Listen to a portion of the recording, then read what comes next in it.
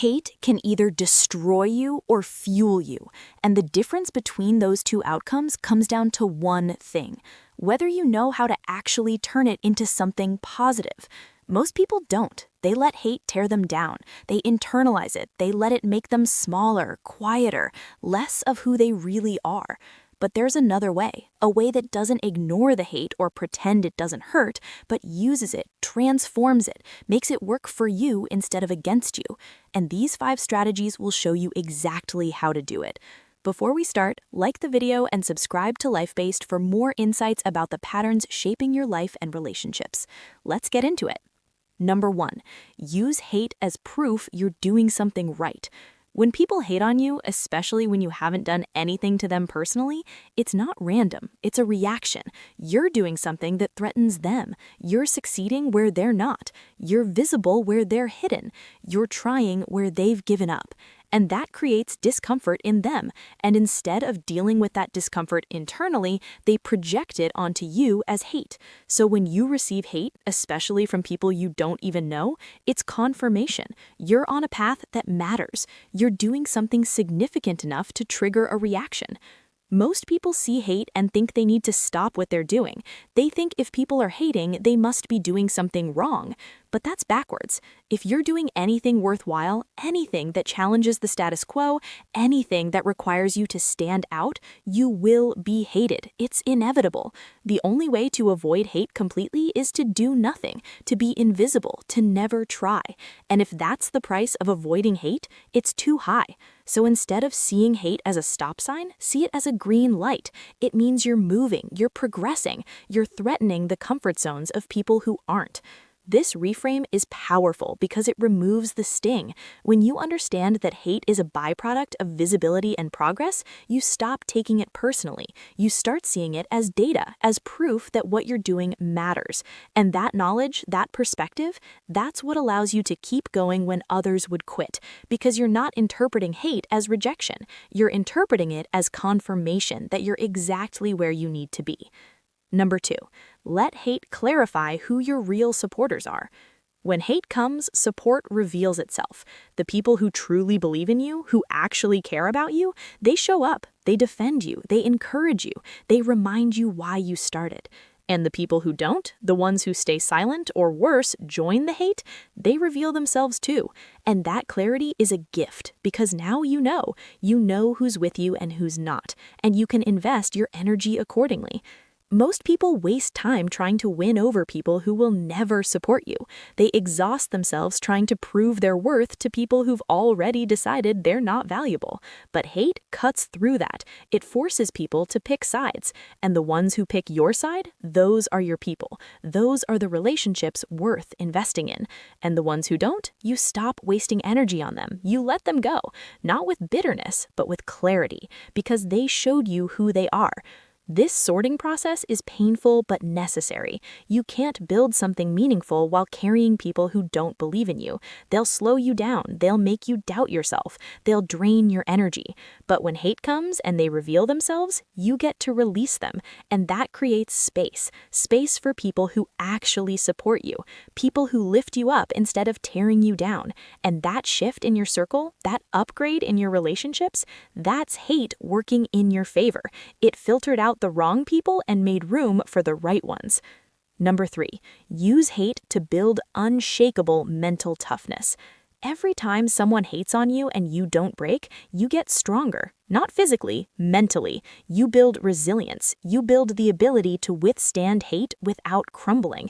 And that's one of the most valuable skills you can develop because life will test you.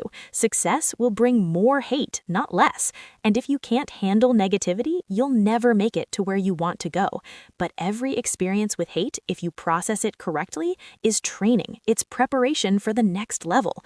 Until eventually, hate doesn't move you at all. Not because you've become cold, but because you've become strong. You've built the mental toughness to withstand pressure, and that strength carries over into everything else you do. This is why successful people often seem unbothered by hate, not because they don't hear it, but because they've been through it so many times that it no longer affects them.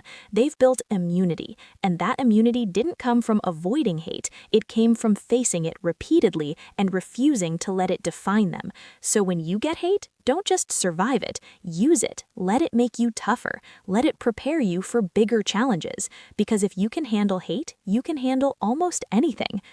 Number 4, let hate reveal what you can actually improve. Not all hate is baseless. Sometimes, buried in the negativity, there's real feedback, a blind spot you didn't see, a weakness you haven't addressed. And if you can separate the emotional attack from the factual observation, you can use hate to make yourself better. This doesn't mean every hateful comment is valid. Most of it isn't, but some of it, if you're honest with yourself, points to something real, and that's the piece you extract and use. This requires emotional detachment. You have to be able to hear someone attack you and not react defensively. You have to ask yourself, is there any truth here? Is there something I could improve? And if the answer is yes, you take that piece, you work on it, and you discard the rest.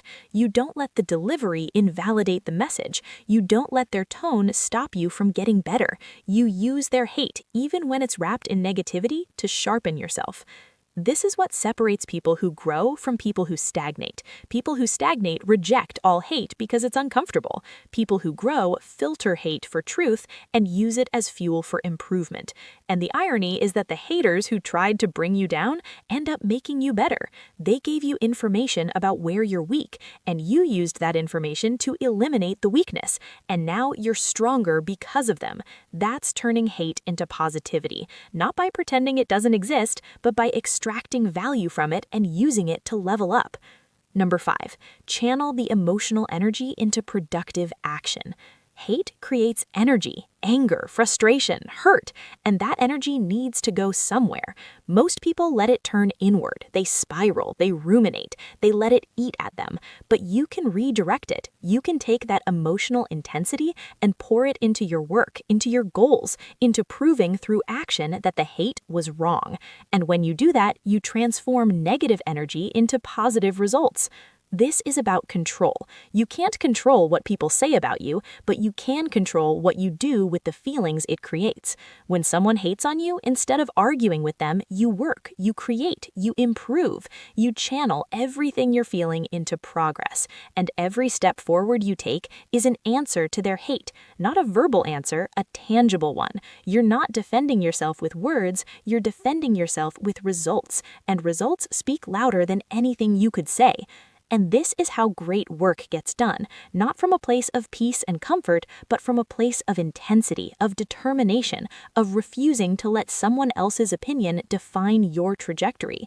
You take the hate, you feel it fully, and then you transform it into fuel. You work harder, you focus more, you push through obstacles you might have quit on otherwise, because now you have something to prove, not to them, to yourself, that you're stronger than their words, that you're capable of more than they think. And that motivation, that fire that comes from hate channeled correctly, that's what creates breakthroughs. Turning hate into positivity isn't about pretending it doesn't hurt. It's not about being above it or unbothered by it. It's about using it, taking the energy, the information, the clarity it provides, and transforming it into something that makes you better. When you use hate as proof you're on the right path, when you let it clarify your real supporters, when you build mental toughness from repeated attacks, when you extract feedback from hate, and when you channel the emotion into productive action, you're not just surviving hate, you're using it to become someone stronger, wiser, and more successful than you would have been without it. And that's how you actually turn hate into positivity. If you found this helpful, like the video and subscribe to LifeBased for more insights about the patterns shaping your life and relationships. Thanks for watching.